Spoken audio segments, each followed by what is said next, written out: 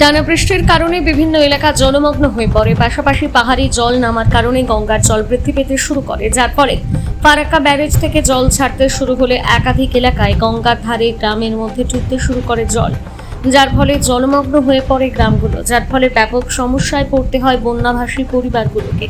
আর সেই সমস্ত মানুষের পাশে দাঁড়াতে মুখ্যমন্ত্রী মমতা বন্দ্যোপাধ্যায়ের অনুপ্রেরণায় ও ফারাক্কার বিধায়ক মনিরুল ইসলামের উদ্যোগে ফারাক্কা ব্লকের বেনিয়া গ্রাম পঞ্চায়েতের অন্তর্গত বিন্দু গ্রাম ঘাটপাড়া এলাকায় বন্যা কবলিত মানুষের মধ্যে খাদ্য সামগ্রী বিতরণ করা হয়। আজ উপস্থিত ছিলেন ওই এলাকার মেম্বার ঋতিকা হালদার, হরিমোহন মণ্ডল, ফারাক্কা পঞ্চায়েত সমিতির খাদ্য কর্মাধ্যক্ষ প্রতিনিধি বাবলু ঘোষ, প্রাক্তন ব্লক সভাপতি অরুণময় দাস সহ তৃণমূলের অন্যান্য নেতৃবৃন্দ।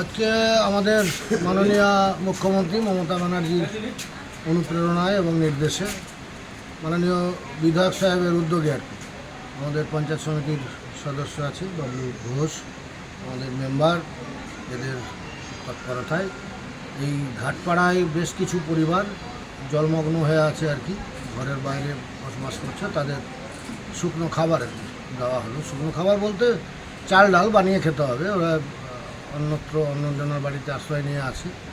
বেশ কিছু পরিবারকে চাল ডাল তেল নুন অত্যাবশ্যকীয় যেগুলো দরকার আর কি সেগুলো দেওয়া হলো। কোন এলাকায় দিলেন? এটা বিন্দুগ্রাম ঘাটপাড়া, বেনিয়া গ্রাম পঞ্চায়েতের। বেনিয়া গ্রাম পঞ্চায়েত। এই যে বিভিন্ন জায়গায় দেখা যাচ্ছে বিধায়ককেও তিনি দিচ্ছেন, পাশাপাশি গ্রামের মেম্বাররাও পাশে দাঁড়াচ্ছেন, কি বলবেন? অবশ্যই জনপ্রতিনিধিদের তো এটাই মূলত কাজ।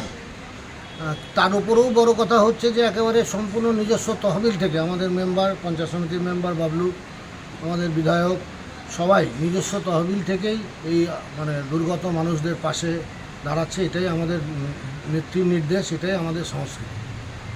ধন্যবাদ।